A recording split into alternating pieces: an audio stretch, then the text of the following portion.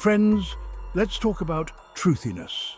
It's that feeling when something right, even if it's total hogwash. Like your gut says vaccines cause autism, but science is all, nope, that's dumb. See the problem? We live in a world drowning in information, most of it useless, some of it harmful. Social media algorithms? They're like that friend who only tells you what you want to hear, even if it's complete garbage. Confirmation bias on steroids, folks. And the news? Forget about it. It's become less about reporting facts and more about pushing agendas. Left, right, it doesn't matter. They're all guilty of spinning narratives that benefit someone, usually not you.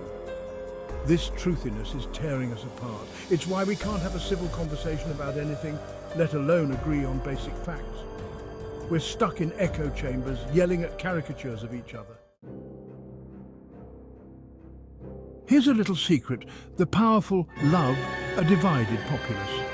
It's way easier to control people when they're too busy fighting each other to notice who's really pulling the strings. This tactic, divide and conquer, is as old as dirt. You pit groups against each other, fuel their anger with misinformation, and boom, they're too busy pointing fingers to see the bigger picture. Think about it. What divides us?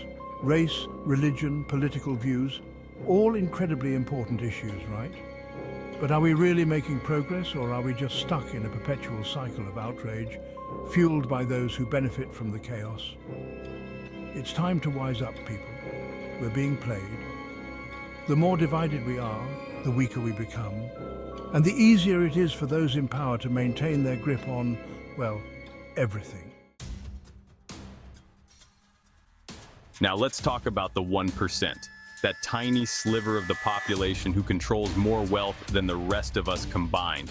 They're not just lucky, folks. They've rigged the game in their favor, using their wealth and influence to bend the rules and dodge taxes like it's an Olympic sport. Think about it. Corporations get massive tax breaks while small businesses struggle to stay afloat. Billionaires pay a lower tax rate than their secretaries. It's absurd. And don't even get me started on lobbying. That's where corporations whisper sweet nothings, and by sweet nothings I mean boatloads of cash, into the ears of politicians to write laws that benefit them, not us. The system is broken, folks, and the 1%, they broke it. Remember that time the Supreme Court decided that corporations are people? Yeah, that actually happened. Citizens United v. FEC, folks. Look it up. This disastrous ruling opened the floodgates for corporate money to drown our elections. Now, corporations can spend unlimited amounts of money to support or attack candidates, all under the guise of free speech. But here's the thing. Corporations aren't people. They don't have feelings, they don't vote, and their only motivation is profit. So why on earth are we letting them dictate our elections? This isn't democracy, it's corporate rule. And it's time to overturn Citizens United and get money out of politics. Okay, enough doom and gloom. Let's talk solutions. You know that thing everyone's talking about, but no one really understands? Blockchain?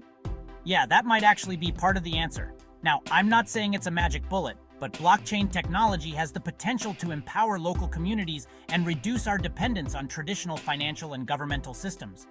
Imagine a world where we control our own data and transactions without relying on big banks or tech giants.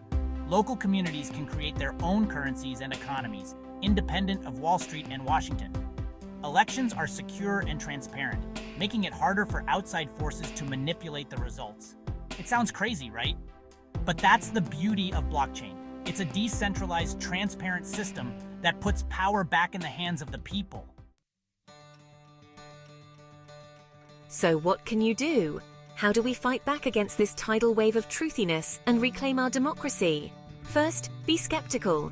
Don't believe everything you read online, especially if it confirms your existing biases. Check your sources. Question everything. Second, support independent journalism. Real news is more important than ever, but it's under attack. Subscribe to your local paper, donate to investigative journalism organizations, and amplify their work. Third, get involved in your community. Attend local government meetings, volunteer for causes you care about, and hold your elected officials accountable. And finally, vote. It may seem like a small act, but it's the most powerful tool we have to create change. The truth is out there, folks. But it's up to us to dig it out from under the mountain of BS and start building a better future together.